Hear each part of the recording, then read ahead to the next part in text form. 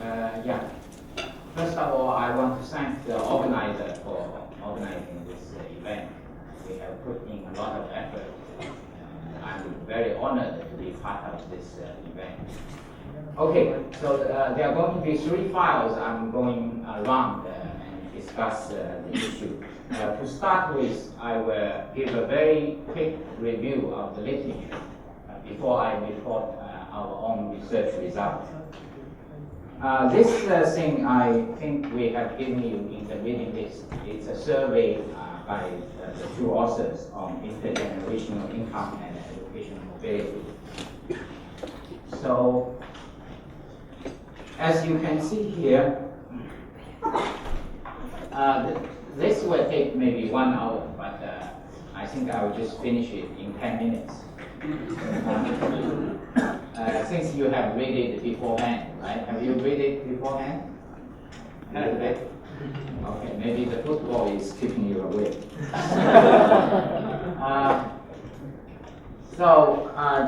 I will leave this file behind, so in case you want to look at the detail, you can look at. Those are the issues in the literature. Okay? I will just comment on the method. There are 2 classes of method of talking about intergenerational mobility. Right? One is intergenerational correlation. Basically, most of the studies just focus on the correlation between parental income and children's income, or parental education and children's education. So this class of literature is just about, I think most of the studies belong to this class, intergenerational correlation of earnings and education. Okay?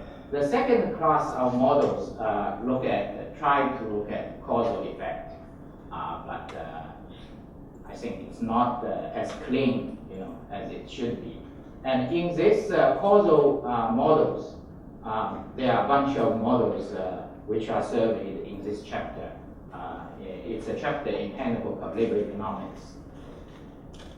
So in this causal thing, I think there are 1, 2, 3 actually are not very causal, just some decomposition, and so it's still not causal, although the authors put them under the causal model.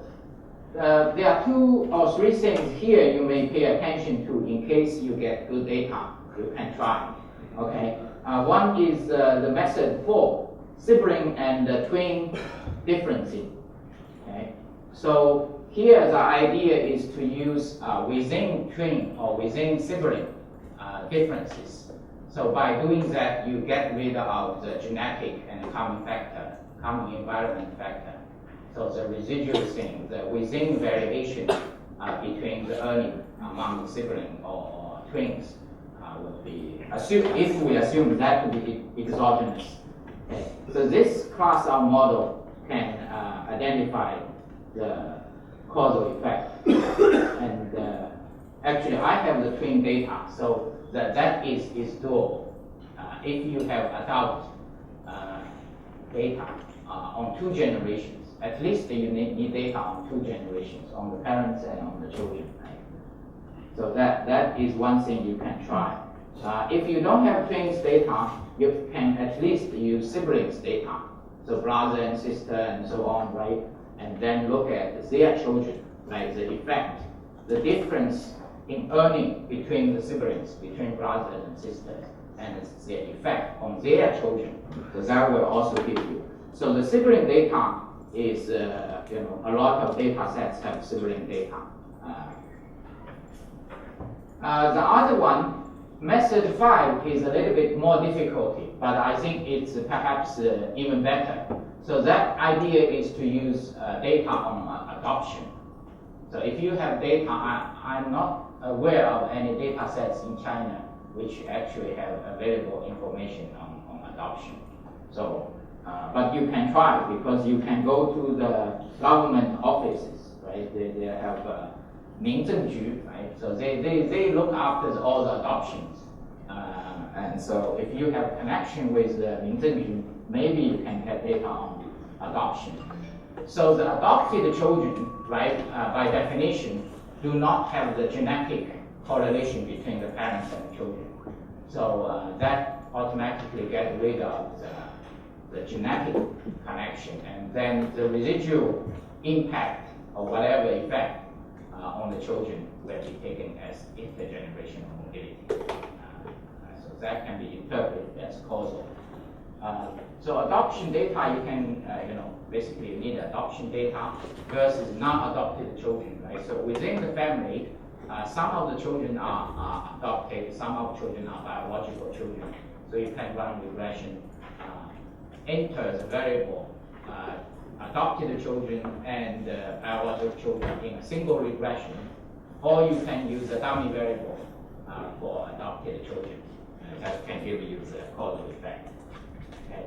And the third method is natural experiment or instrument variable.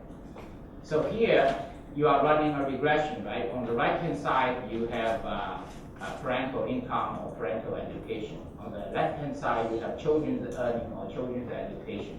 So if you can think of any scenarios where there is exogenous shock to the income of the parents or to the education of the parents, right? So, so one example I can think of is some of the work I have been doing with my co-author here is looking at the cultural revolution, the impact of cultural revolution on education of the cultural revolution cohort, right? So during that period, the education of the parents were interrupted by the cultural revolution. So that perhaps can be used as an instrument for parental education. And in that case, you can actually identify the exogenous effect of parental education on children's education and get an estimate of intergenerational mobility. Okay, so I assume you have read this survey, and so I just go over briefly. So here is a more detailed one, but I think I may not have enough time, so I will stop here on this comment. So this is my quick comment on the survey chapter. And if I have time, I may come back and refer to this when I talk about my own stuff. So feel free to interrupt me if you have any questions. Right? Okay. Is there any question so far? Okay, if not, then I will try to report our own research, which is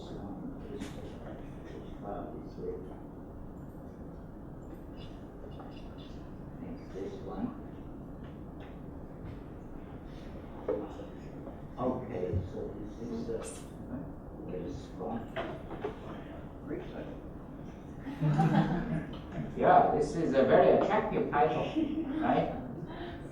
So we changed the title actually from the originally very plain title, right, to this slightly attractive title.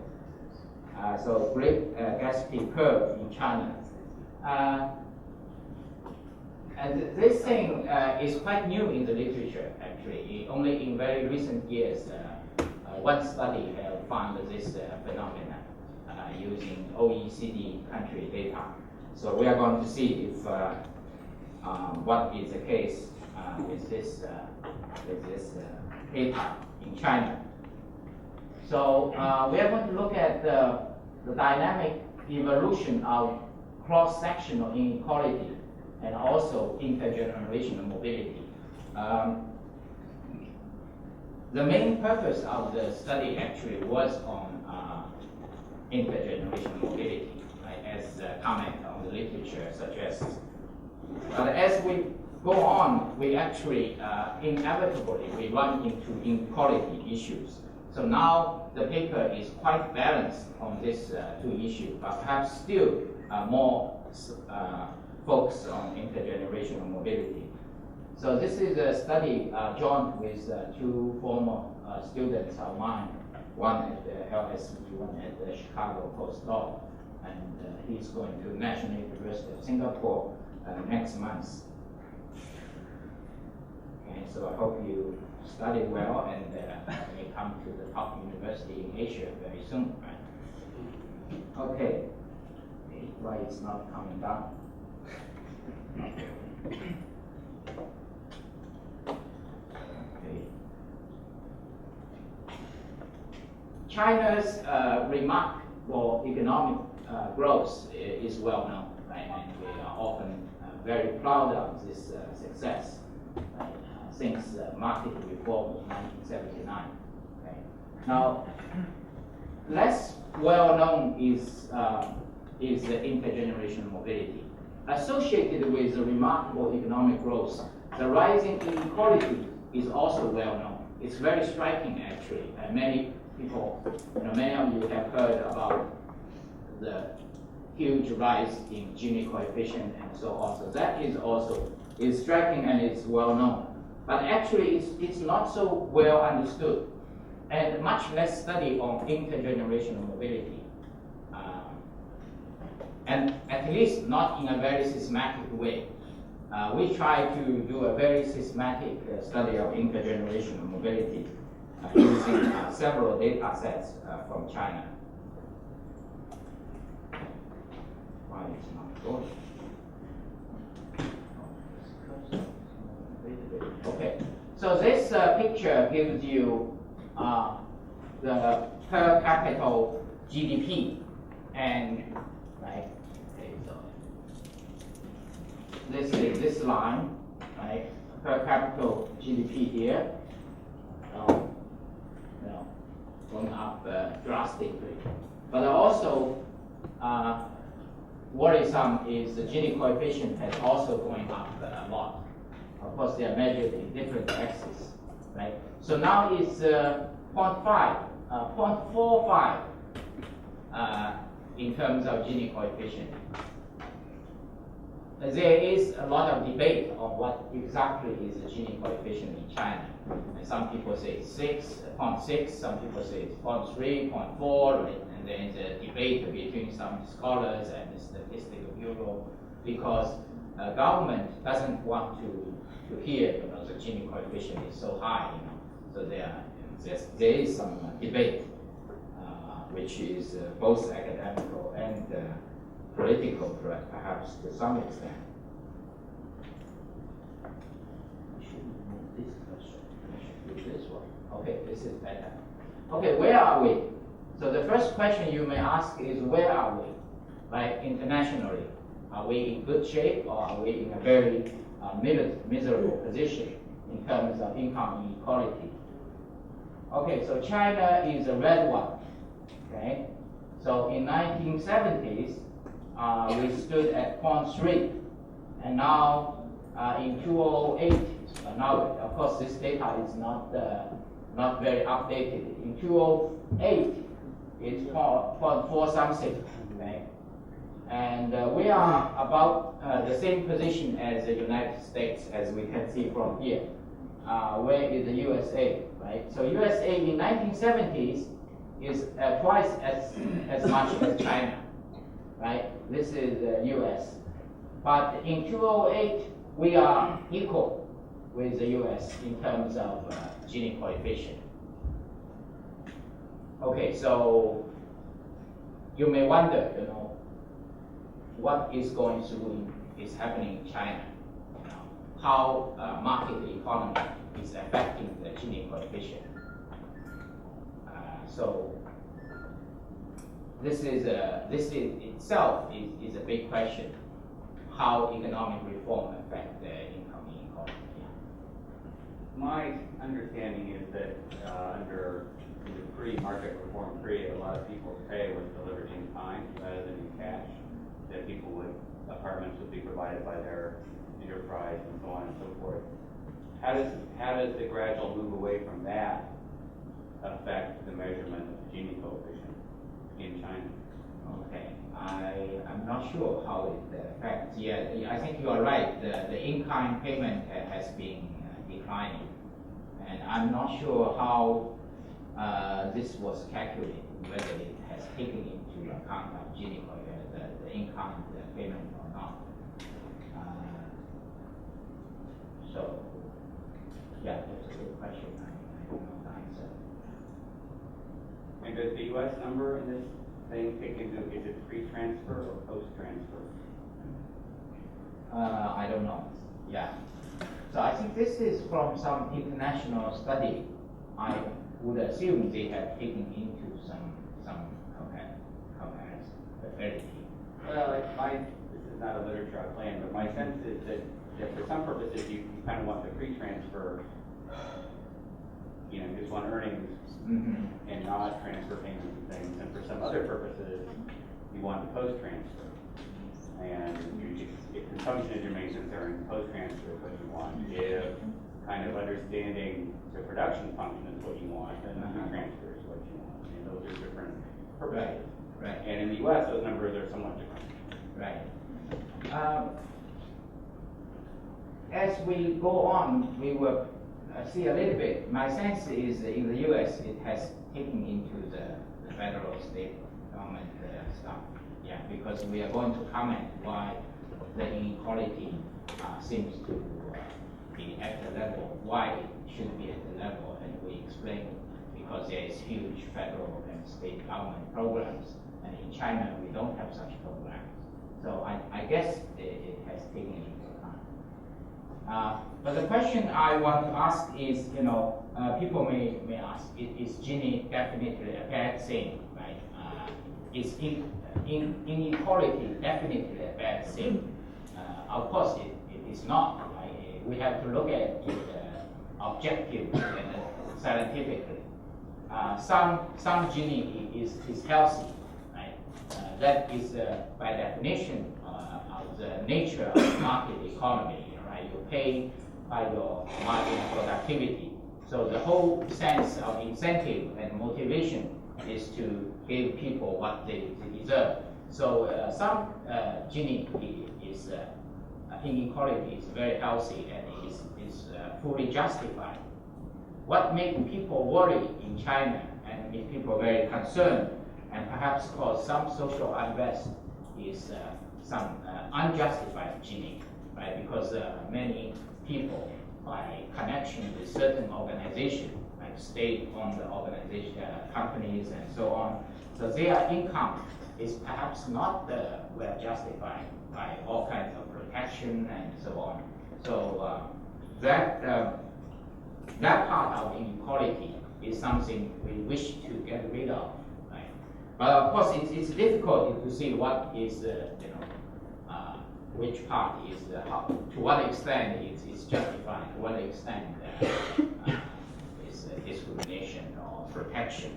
Although I believe it can be done, right? If you have enough information on the characteristics of the workers and characteristics of the firm, in principle you can control for all those things and do some sort of decomposition and to see how much is caused by education and human capital measures and how much is caused by other characteristics of party membership or other SOE membership and so on. The other question I want to ask here is market economy, is it definitely going to increase the inequality? Right? And it may not be clear. Right?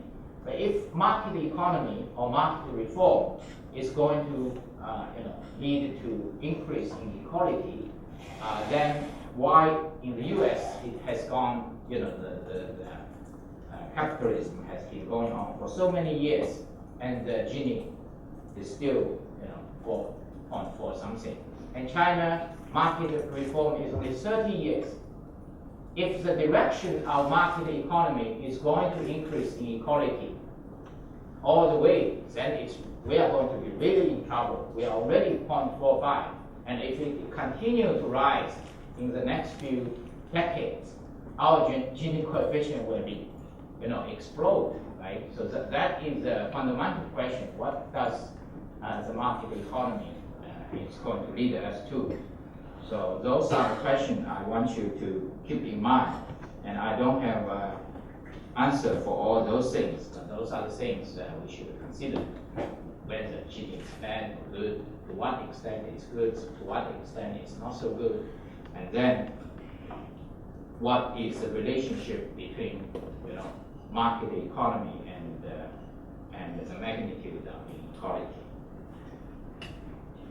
Okay, so what are the research questions in this study? Would the rising inequality continue or even get even worse? That's something I earlier hinted already. Right? So this is a very important question. Right? And the second question we try to address to some extent is how does cross-sectional inequality interplay with intergenerational mobility? Okay, so these are two concepts, right? One is to look at cross-sectional inequality, which Ginny and other measures try to measure. But intergenerational mobility, right, by definition, is looking at the vertical mobility. Okay? How the children of certain people become, what is the relationship of the children's human capital versus parental human capital. Okay? And we want to see what is the relationship, how they interplay. And in particular, what is the relevance of great density curve in China?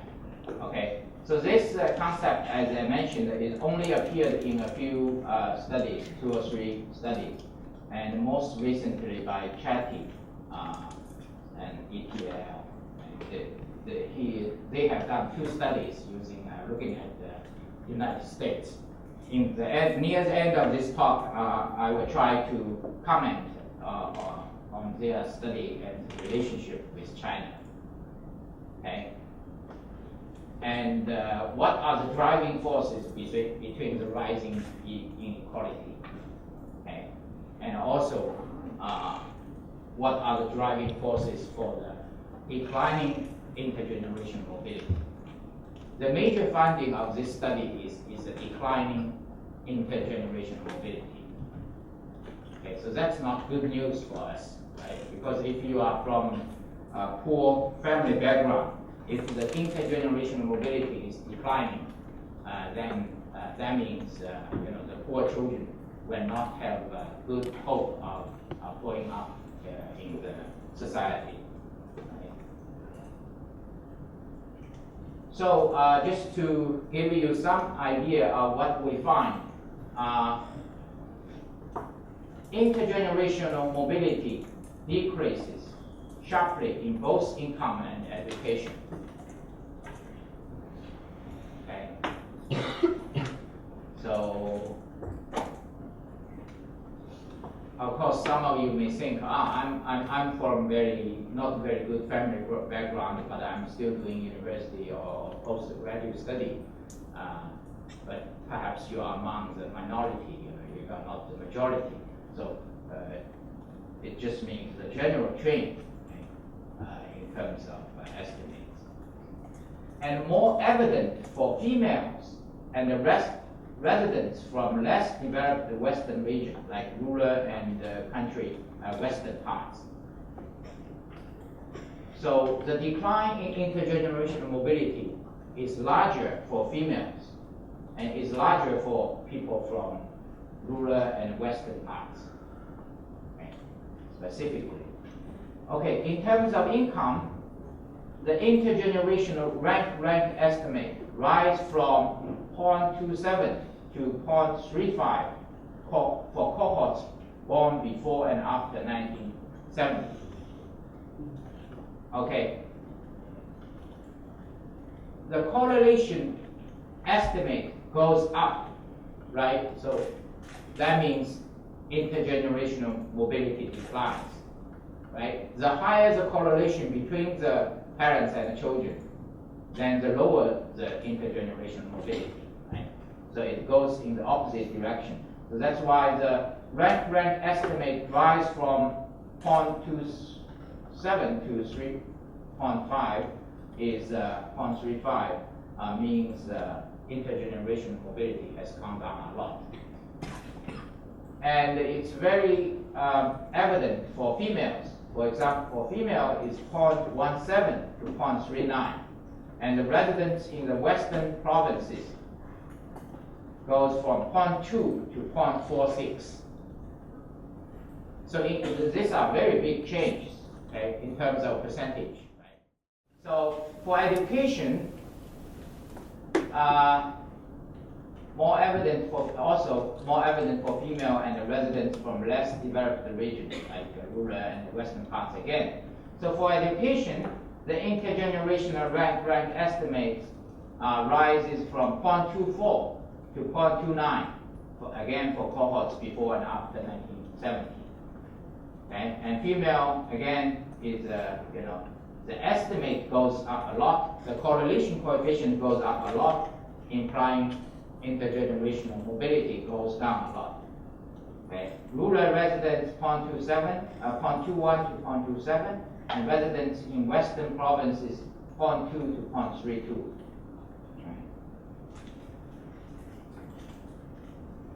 We try to, this is just highlights of the results. We try to explain the empirical findings, and there are 5 factors we try to, we think has those factors have contributed to the intergenerational mobility decline. Okay? The number 1 factor is increasing return to human capital. Okay, I will show you a little model later on, which will illustrate how those factors work in the model. But the increasing return to human capital, so return to schooling, has increased a lot, and that will reduce the intergenerational mobility. Okay. Increased educational cost, okay, that is very important, perhaps the most important factor.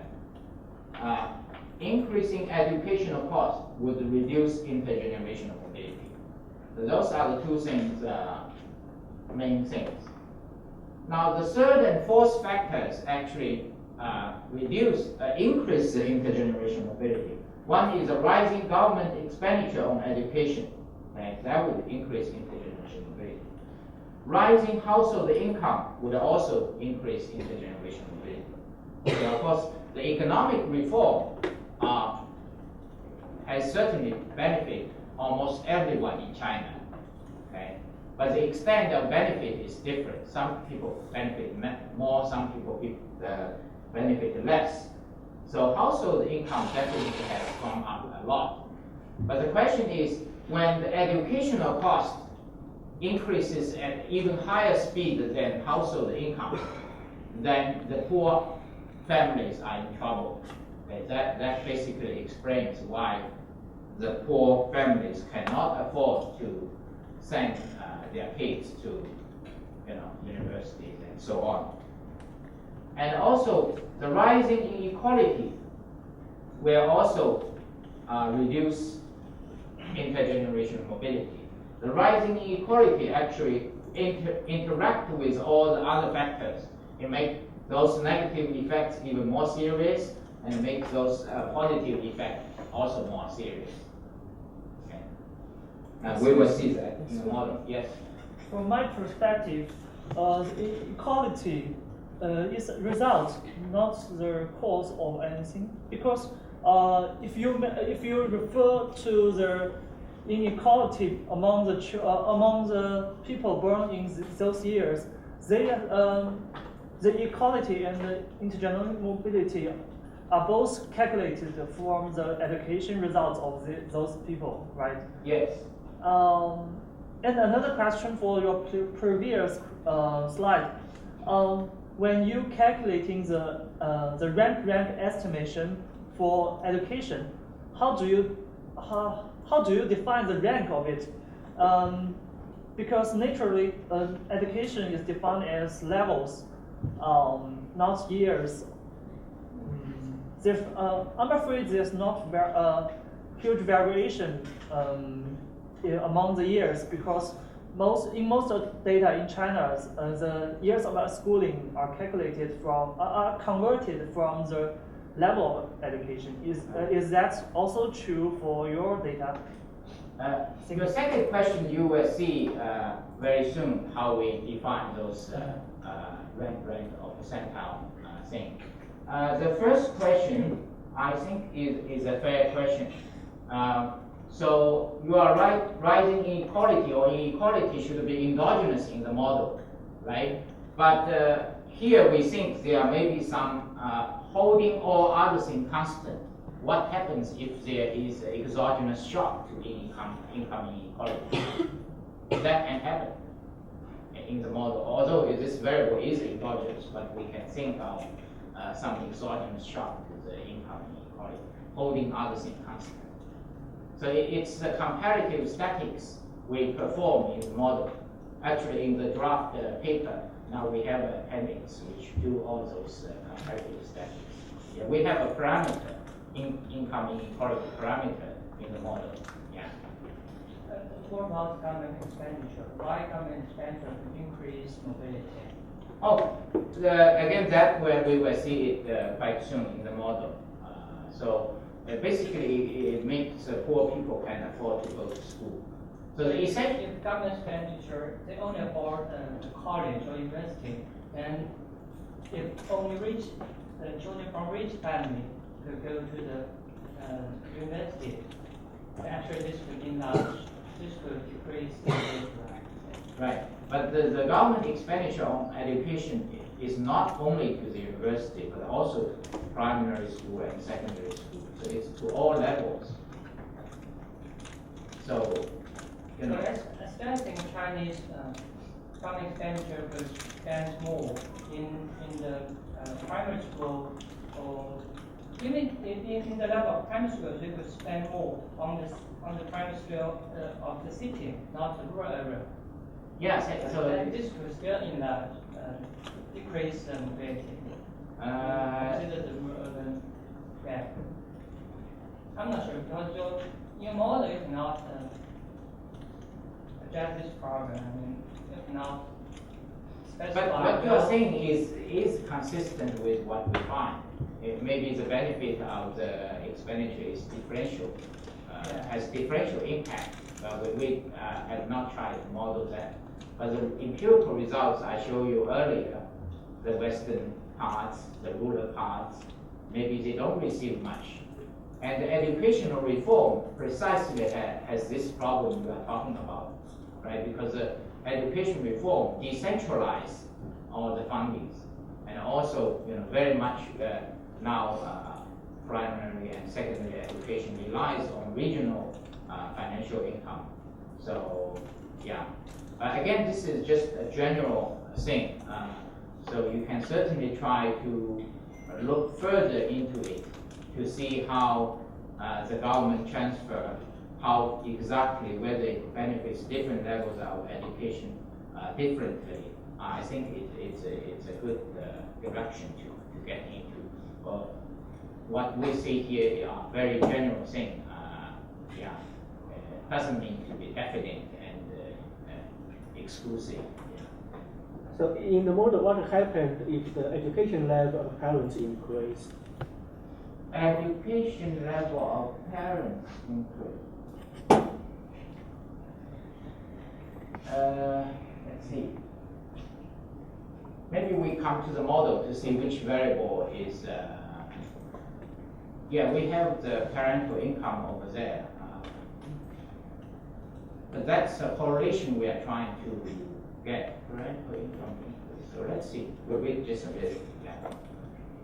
Maybe too early to ask without looking at your model.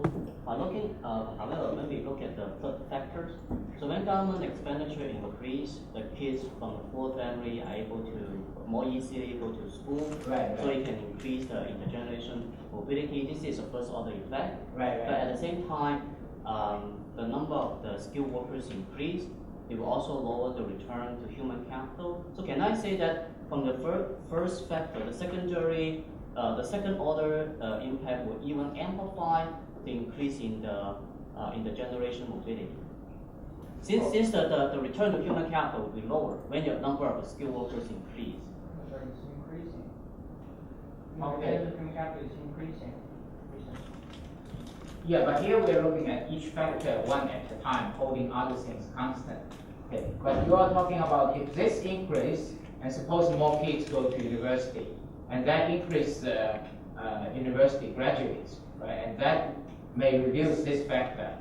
Okay, yeah. So look in reverse the second order effect. So it's even amplifying the increase in intergenerational mobility from the first and third factor together. Yes, I think you are right. Yeah, yeah, right. Exactly. Yeah. So, yeah. So here we are doing comparative statics. So yeah, I think it's good to think about such a general equilibrium effects. Yeah.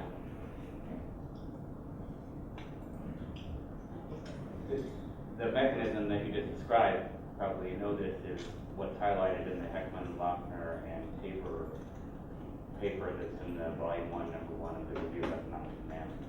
That's a really beautiful paper.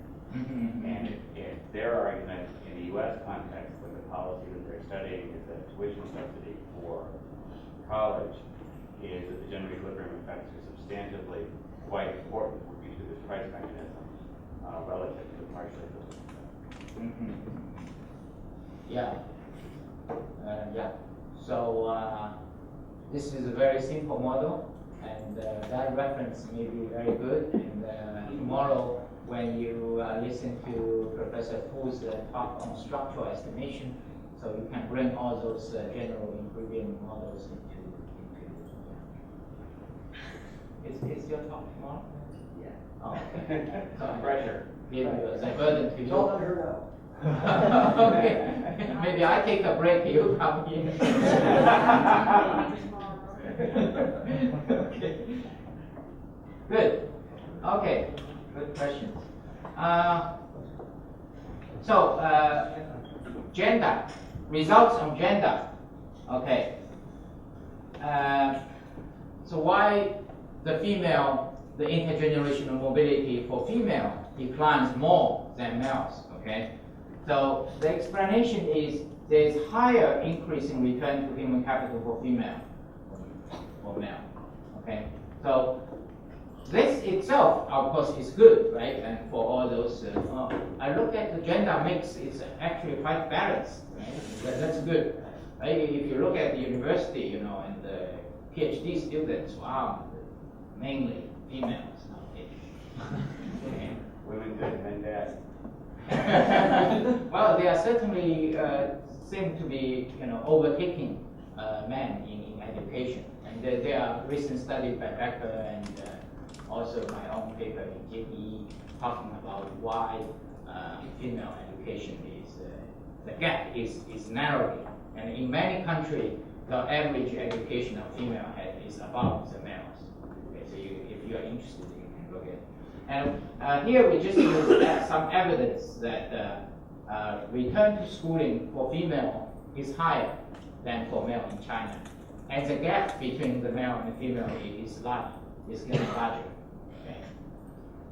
So that by our model, So with both increasing returns to human capital and higher returns to human capital for females than for males, are we seeing a shift in the income distribution anywhere in favor of women? income distribution.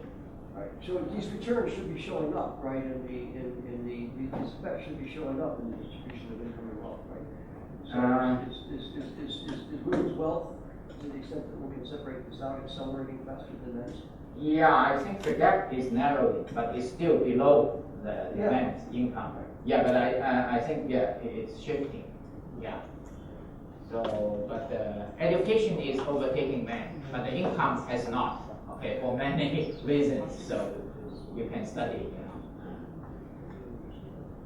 And also, girls are more subject to credit constraints than boys, especially in poor families due to some factors. So in the model, which we are going to see in another file, we will see how the credit constraint, how the results differ between the model without credit constraint and with credit constraint. And regional disparity. Okay, why the rural and western regions have lower intergenerational mobility? They are poor. They are poor, so their kids cannot go to school. But makes the thing worse. The localized public finance of education means the schools in less developed regions suffer, right? Because if you are in the poor region, the local government are also poor. So the local government do not have enough resources to give to the local schools. So they suffer, okay? And also regional disparity. You know, the coastal cities, the income is much higher, and the other western regions, the income is much lower. So that can also explain why in western regions intergenerational mobility is low. Okay, so perhaps I'm jumping ahead already. So for poor families, they benefit less from economic growth. It doesn't mean they don't benefit, but they benefit less than the coastal city, okay? And poor families are less able to provide children with quality education due to rising educational costs and decentralized government expenditure on education. Okay? And for rich parents, they are more able and willing to invest in children's education because of rising return on capital. So Zhao's question, right? So the rich parents thing can naturally come into it, and that can play in terms of our model. It come into the model through come into the model through the credit constraint. For poor families, there is credit constraint. For rich families, there is not. Therefore, cross-sectional inequality along the market reform increase and intergenerational mobility decrease. So this is just a very brief outline or the preview of the results and the explanation. And I will go to more specific results and more specific model to substantiate what I claim here. So what is the contribution of this paper or this study? So this is the first study systematically analyzing the cohort, gender, and the region patterns of intergenerational mobility in China's reform era. Okay, what have people done? Okay, there have been a lot of studies in other countries. Right, literature has focused on developed countries. Okay, or lots of study over here. Some of those in top economic journal. Studies on China, they do not explore the determinants of the changing patterns. So they have talked about the patterns, but they have not explored the determinants. So here we try to not only provide those patterns very systematic way using very recent techniques, as we will see shortly, but also we try to explore the determinants of the changing patterns. Okay, and it's also the first attempt to relate the decreasing intergenerational mobility with the rising cross-sectional inequality, which I mentioned earlier. Okay, so literature has exclusively focused on developed countries in this regard. Okay, and the only study which have looked at is OECD country, a recent paper, but we are the first one to invest this curve. Okay, and we try to enrich our understanding of the dynamic evolution of these issues in China. As I said earlier, we're going to provide a model to explain the stylized effects and empirical regularities we discover on China. And we try to link those things to the economic reforms, institutional reforms, fiscal policy transformation, and socioeconomic change. to change to those issues. We try to provide a conceptual model to discuss those issues. Okay, so very briefly, some background. I think most of the audience is quite familiar with. But let me just give very quick review here, just in case. Okay, so China's reform in 1978 or 1979 started with this very famous, in those days, called rural household responsibility system. Okay, so as you know, before that, the rural economy, the production was under collective farming, collective. Okay, so whatever you produce basically belongs to the country, belongs to the community. What you get is maybe it's somewhat related. It's not totally unrelated, but it's through a work point system. So you get some shares, but it's not very good incentive. So the rural household responsibility system, basically you say, okay, I take care of this land, and whatever I plant over there, what I sell, it will be much of the profit belongs to myself, not to the community. Okay, so that is the essence of the reform.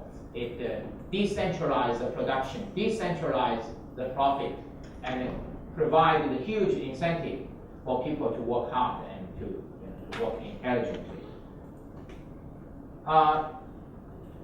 The rural-urban migration is another huge phenomenon in China, perhaps the largest rural-urban migration. I forgot the number. It's a huge number.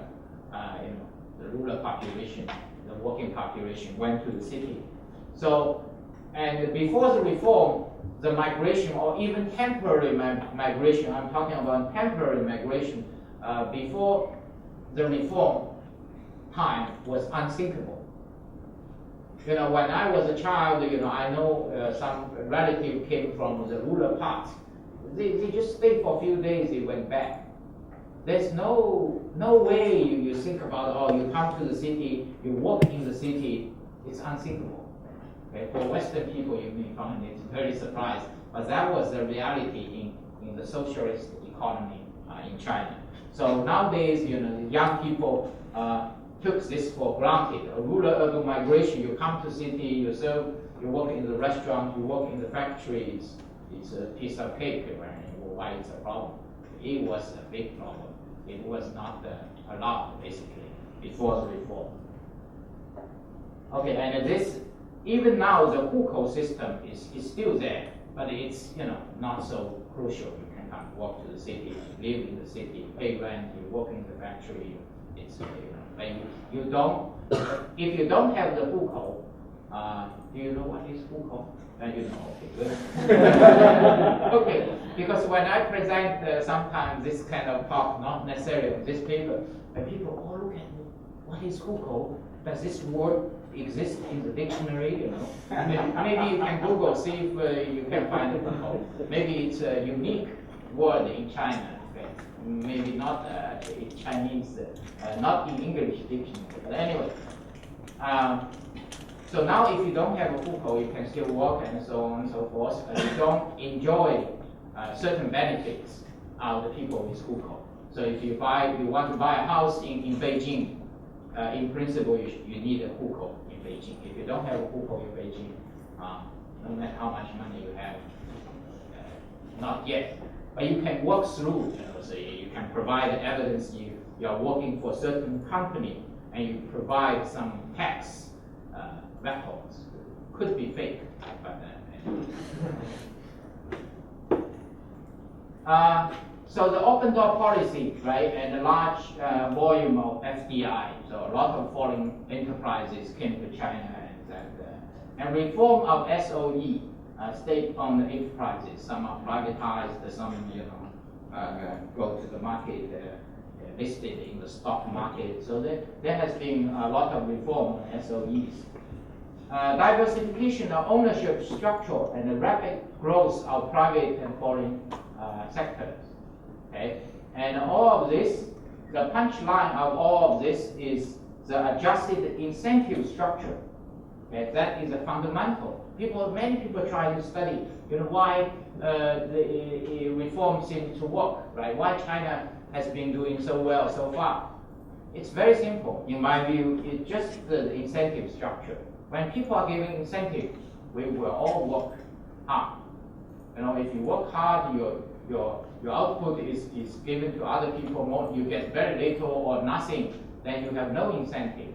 And the potential of human capital or capability, the potential is very huge, and this is proved in China.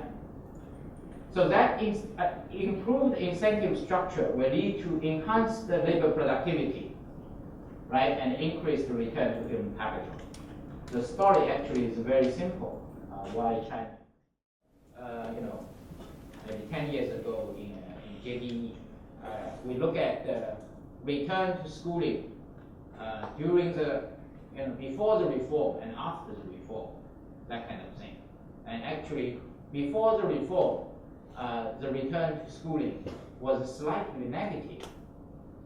Right? So maybe your parents told you, right, how those intellectuals were, victimized during the Cultural Revolution.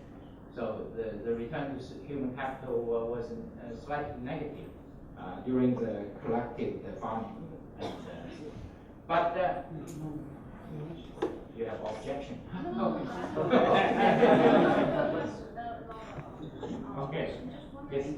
Return to education, it's just because of the incentive structure that is changed. So what in my mind is, incentive is definitely a major force. I agree with that. What about the industrial structure? Right. Before the I said it's farming yeah. That previous slide and this slide is not closely related. That is structure is about reform. I just gave a background about reform. But here now we are entering a set of pictures about some empirical. So you are right that the return to schooling, why it has gone up. I'm just trying to think, is there any study?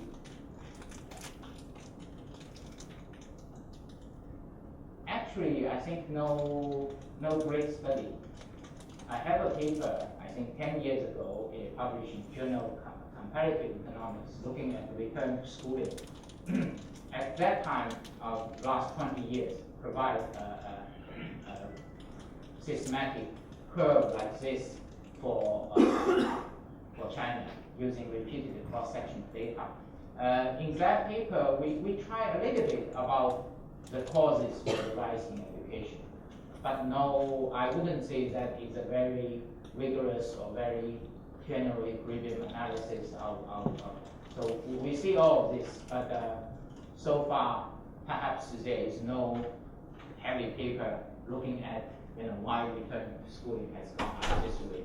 What are the factors from demand and from supply and from private incentive, industry, structure, and so on? No, I don't think so. No? Oh, I thought you were. No, I was just. Oh, you're trying to represent her. Okay. I'm waiting for a big objection. Oh, okay. Okay. So the other curve is for return to schooling, college education. It used to be 6-7% to 50%. Right? So they are quite consistent, right? So here is years of schooling return. Each additional year will have you 10% rate of return. So if you think college is 4 years, so roughly if you multiply by 10% by 4, it would be 40%. So it's return to schooling 50%. Okay. Oh. I think he's first. Oh. I think there's a paper by Ian Walker. Ian Walker. That takes estimates of the schooling coefficient from inter-earnings equations. Right. From many different countries, from many different studies, and runs kind of a meta regression. that is trying to kind of get at, in some sense, the answer to Xiaofu's question of what explains variation over time when across countries and in schooling coefficients and uncertainty equations. I never like to call it returns. Across country data, huh? And I think they go down, it's been a while, I read the paper, but it was many years ago, I think. I think they go down to middle income countries, but not developing countries. I don't remember China in there or not, but it was an interesting paper. I see. Thank you. So in Walker, so you can search if you are interested. I cannot exactly remember the times, but I think there's a college expansion in China. 1990.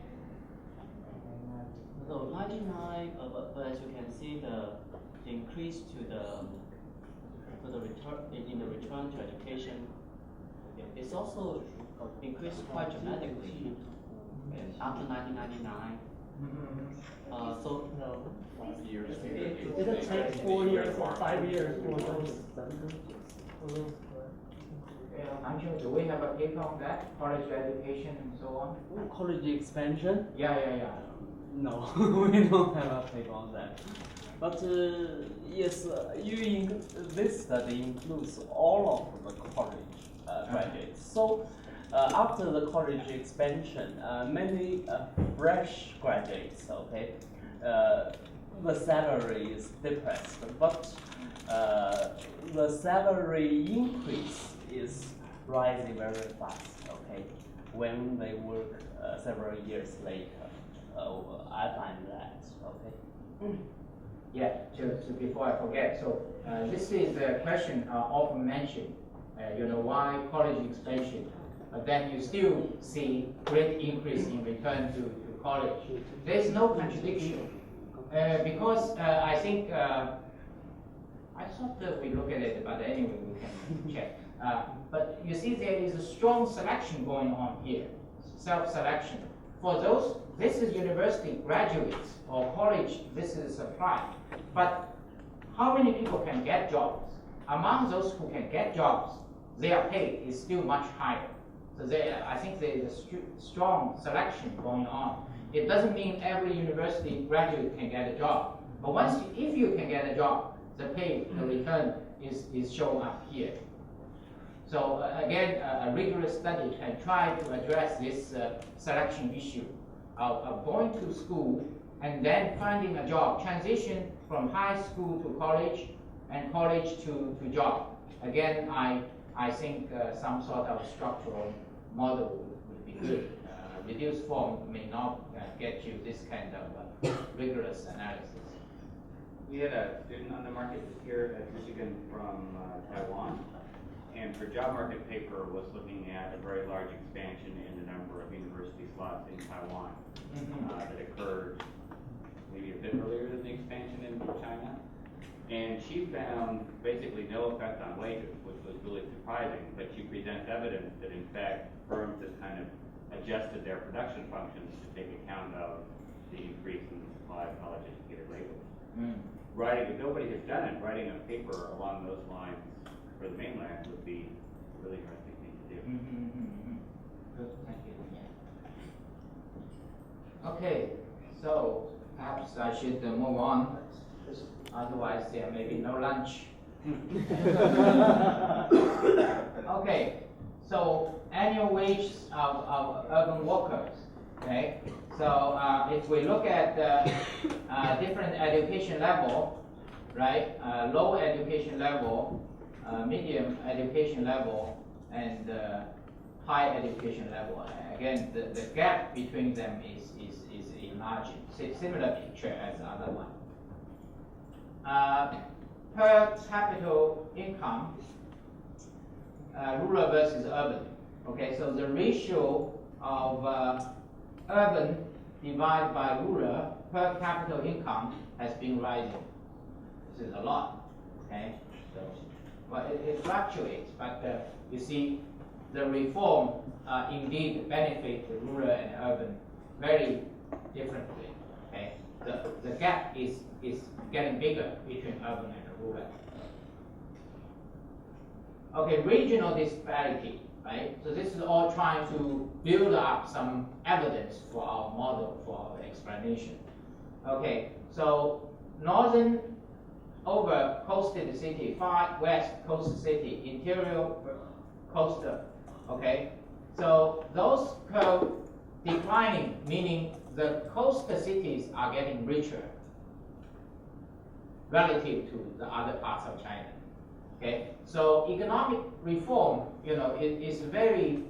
has very heterogeneous effect on the population, on the economy. Education, fiscal policy, and family constraints in investing in children's human capital. Okay, there is no deny education in China has improved or not. Okay, decline intergenerational mobility is one thing. What we achieve is another thing. Okay, so as we see here, the education of all levels. Okay, senior, secondary. Okay, this is the school progression rates. Okay, or those are the enrollment rates. Okay, so for this is primary is almost 100%. Right, we have 9-year compulsory education. Right, so over here you can see in 1995 or 1994. Right, so the junior secondary also approaching 100%. It's this part is still lacking, and it still differ. In urban, it's almost 98, 99. But in the rural, maybe, I don't know, maybe it's 70 or 80. So the senior secondary still has some room for improvement. But in general, the education, the before college education in China has improved a lot. And also college education, has also improved significantly. In my days, when we took the national exam, less than 5% can enter university. In those early years. But nowadays, more than 50% can go to college. So nowadays, going to college is very normal. Old days, going to college it was considered to be a major achievement.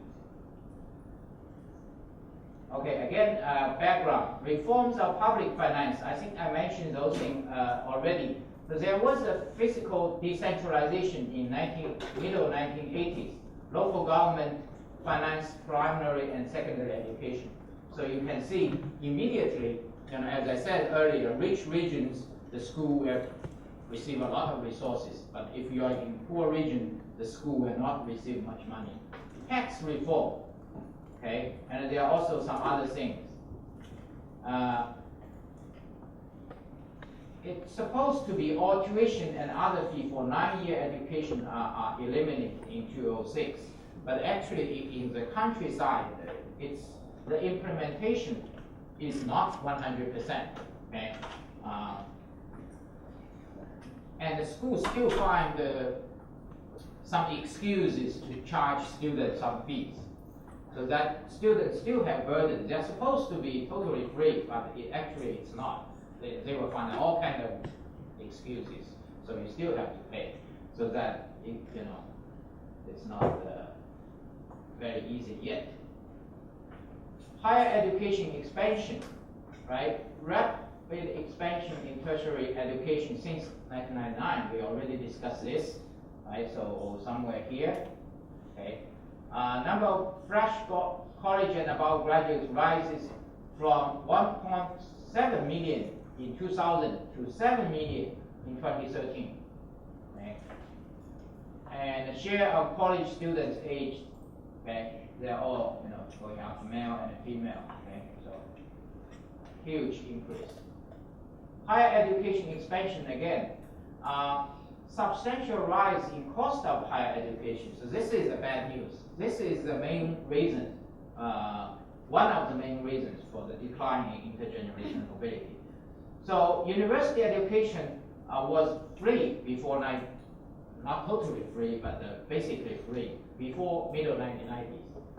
Okay, so in the old days when I went to university, my parents just give me a little bit pocket money for living expenses. That's all, because university tuition was free, the dormitory was free, and when I did the graduate student study, we even got paid monthly, and we thought we were very rich relatively, so we were quite happy. It's all relative, but nowadays people are not so happy. So let's see. The tuition fee for university education per person per year. Okay, 1995 was 800. Okay, just look at the relative magnitude. In 2004, it's 5,000 already. Okay, and in 2010, the tuition fee is 12,000. So you see the magnitude has gone up, sky rising, huge increase. Okay, and in 2010, the poverty rate was 22% for college students. And what we mean by that is those families whose income is less than 12,000. Okay, so 1/5 of the college students actually have financial difficulty. Misallocation of college loans. 47% of college students from poor families, only 47 get college loans. 57 students from non-poor family also get those loans. So those loans, it seems to be there. There is some debate, some criticism on the government that the loans are not allocated according to need. But perhaps this, is true in every country. It's not so perfect. But anyway, we can think to improve this. And decentralization on financing tertiary education as well. So all of this, point to the education cost to the family has gone up a lot. And for the poor family, the benefit of economic reform is less than the increased burden from schooling. So some evidence, government expenditure on education over GDP. Okay, actually this curve looks great, right? It looks like China has done a wonderful job in increase, but still the rate is very low. It's less than 5%, right? So in terms of international standards, this is still very low, although the government did try to improve year by year. Tuition, okay? Tuition over government expenditure, education expenditure, has gone up a lot. Okay, again, this is a main burden to the family, which explains the decline in intergenerational mobility. Okay. So now here, enough for the background. Now, what are we going to do? What is the time for a break? It just continues to go on? Okay, 1.5 hours we take a break. So we maybe 10 more minutes, 10, 15. Let me give you some empirical evidence. Okay, some regression results. Okay, a little bit main cause. So that is all, the thing, life thing. Okay, now look at some regression. So we're going to use two data sets. One is the famous chip data. Okay, all the people know, almost everyone knows. Okay, the Chinese household income project. Okay, the good thing and the bad thing, right? The good thing is the income data with high quality, okay, and it tracks each individual's income in the preceding 5 or 6 years from different sources, okay, basic wage, bonus, and so on. Detailed relationship among household members, so it can help us identify the parents' children pairs, and it's geographically, economically representative from, northeast. Liaoning, southeast, Yunnan, from rich Beijing, Guangdong to poor Gansu, and so on. So we will talk about the shortcomings later. Okay, summary statistics. Okay, we divide the cohort the data into two cohorts. Those children born before 1970 as the earlier cohort, and those children born after 1970 as the later cohort. You see, if you were born in 1970, right, and you went to school at age 6, 7, or 8. So if you are born after 1970, basically you belong to the more recent reform cohort. If you were born before 1970, then they went to school initially before the reform. So that is a rough division of the later cohorts. Okay, so we divide the sample by East, Central, West, and we look at the child annual income, family income, gender, child age, father's age, observation, and so on. Okay, what regression we run? As I say in the beginning, this is like most of the study in intergenerational mobility, we look at correlation. Okay, so in this study, we make no attempt to identify the causal effect of earlier generation or next generation. So what we do is a regression like this. We regress log child income on log family income for cohorts born before and after 1970, okay, following the main literature. Okay, so we have log family income. Okay, so YIT minus 1, log YIT, so your children's income. Okay. Okay. So YITT minus 1 is average log annual family income over at least 3 years.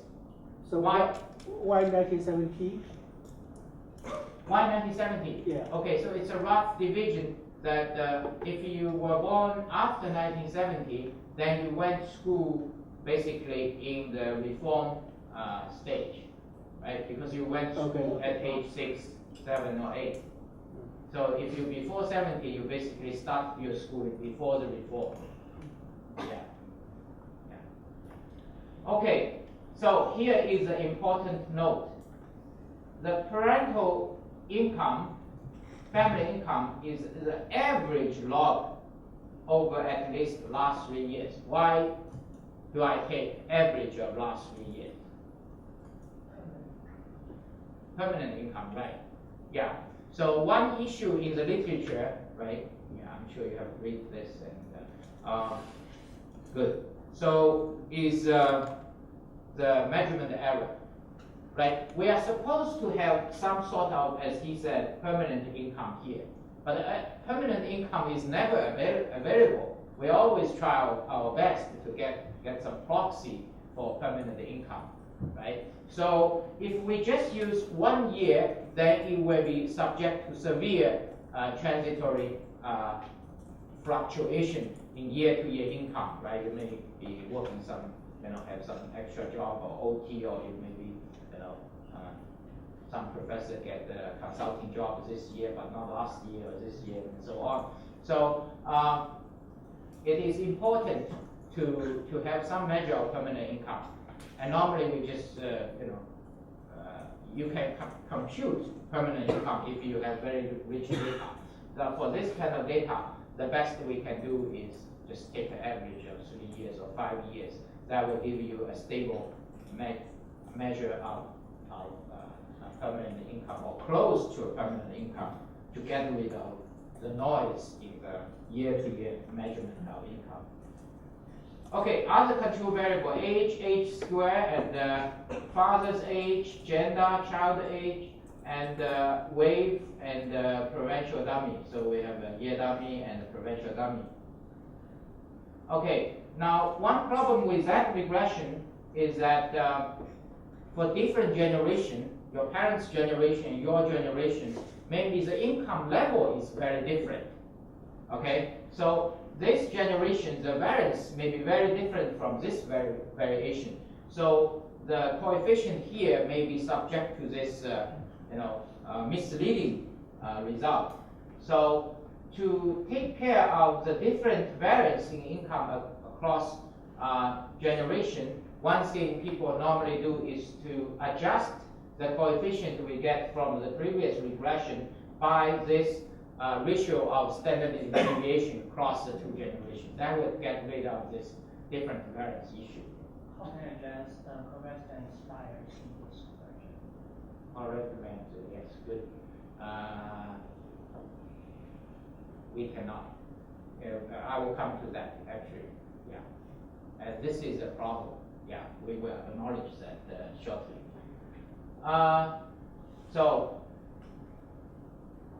now, two shortcomings of this log-log specification. Okay, so in this very recent study, Chatty and others. By the way, Chatty is one co-editor of Journal of Public Economics, so he does a lot of research in this thing. So they do this two papers and BER working paper, very systematic analysis of U.S. current intergenerational mobility. So as they pointed out, the log-log specification suffer from two problems. One is the log-log regression actually, by looking at the data, it's not very linear.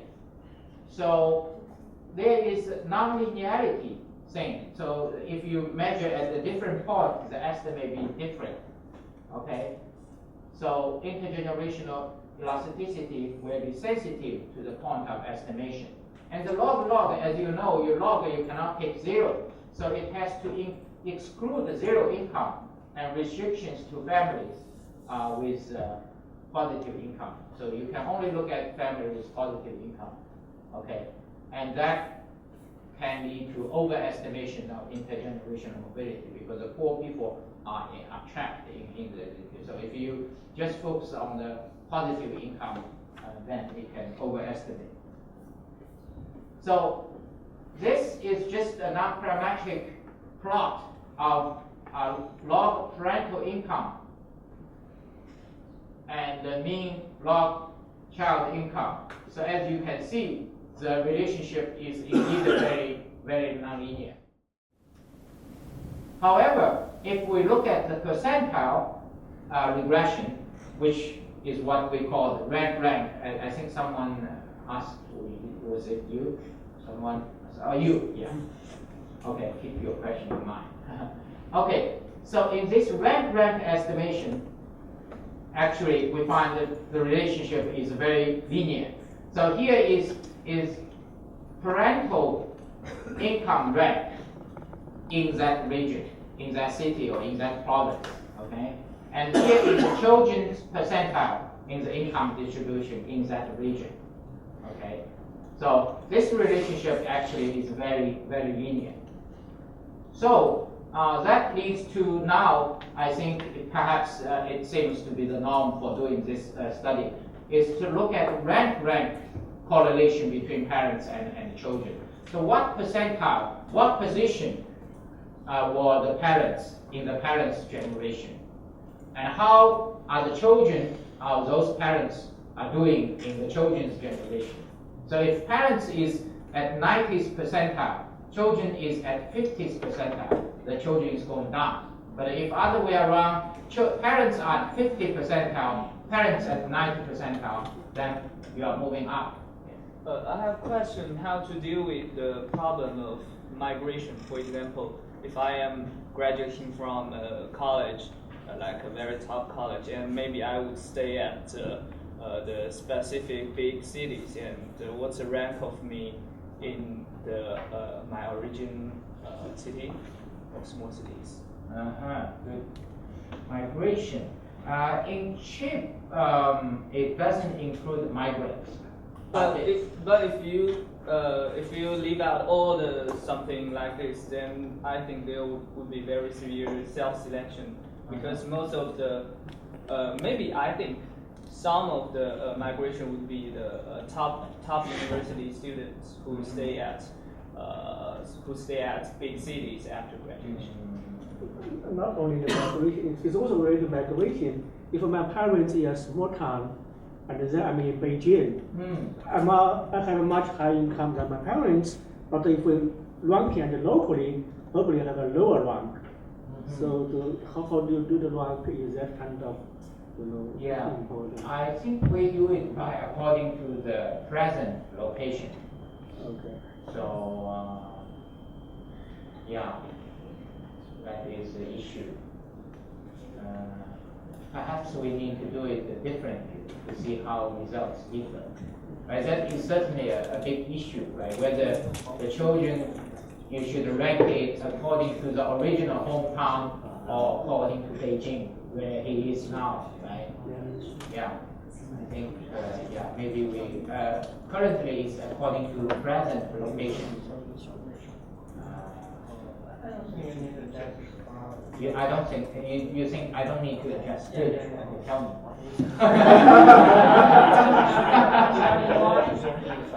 How parents' income affect children's income? If the parents' income increase, this could increase the probability of children migrate out.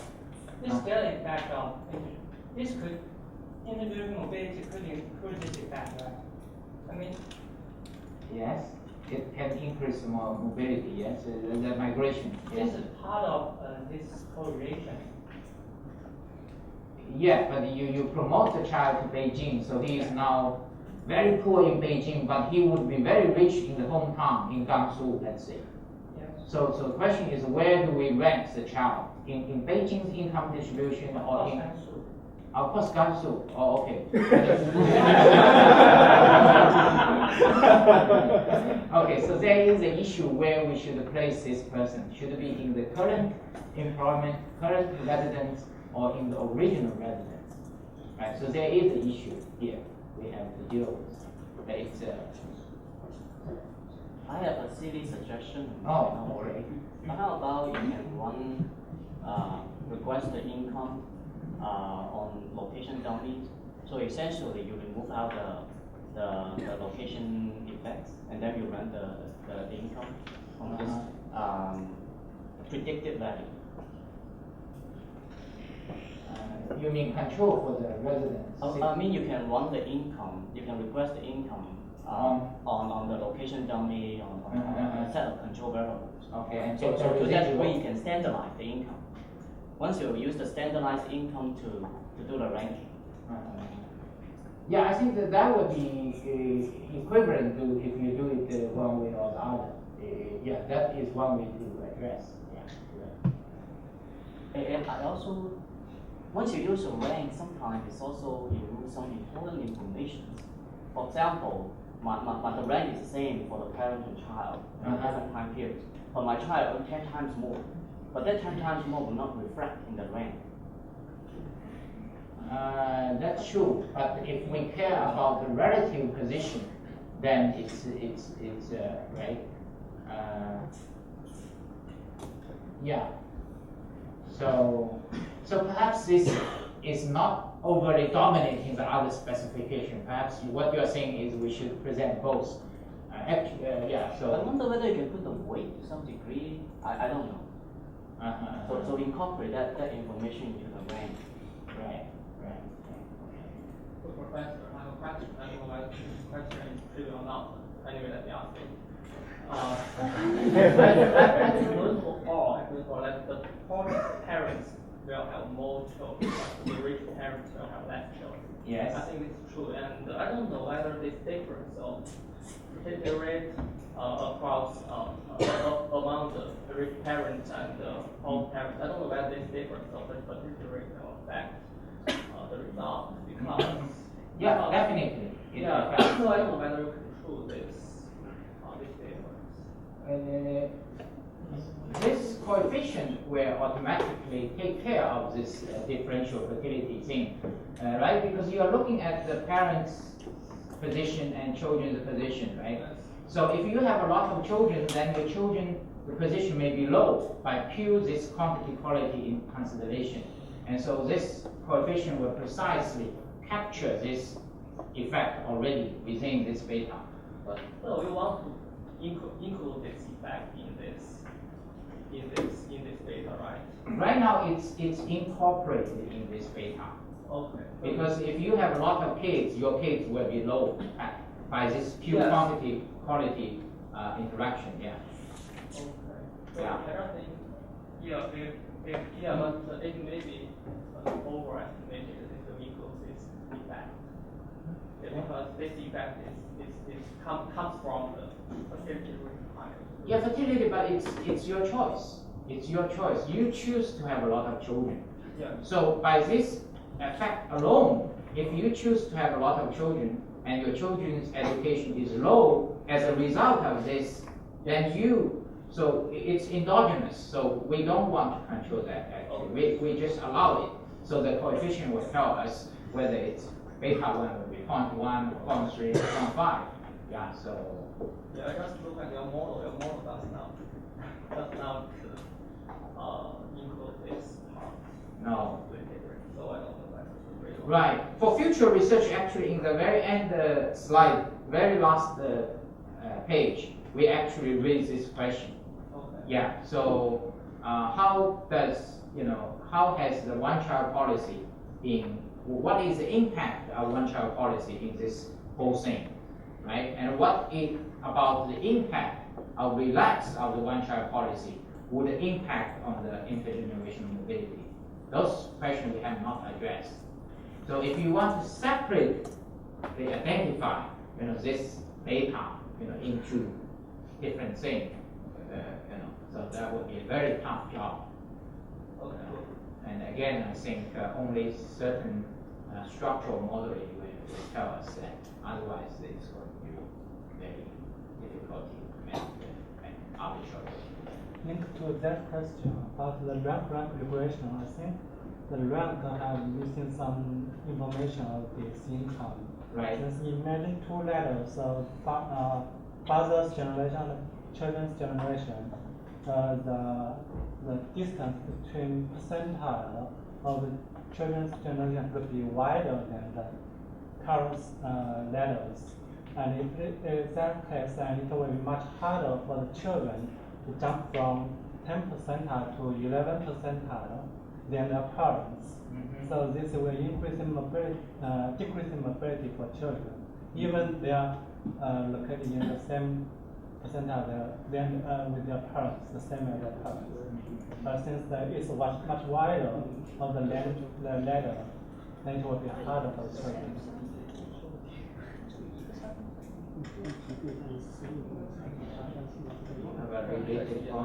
Yeah, the same point has been made in comparison when people do these comparisons between like the U.S. and Sweden, right? In Sweden, the income distribution is really compressed, so you don't have to make a lot more money to move a whole lot of percentiles, right? In the U.S., they spread out. You have to move percentiles. You have to really change your income. And so a naive comparison that says, oh, Sweden's got this amazing amount of income mobility, well, that's, you get another 10 kroners, you move 15 percentiles, right? And that doesn't happen in the U.S. The other thing I wanted to ask, has this literature engaged at all with sort of the literature on subjective well-being? In a sense, what we really care about is we really care about intergenerational transmission of well-being, right, or utility. And income is our preferred economic proxy for that.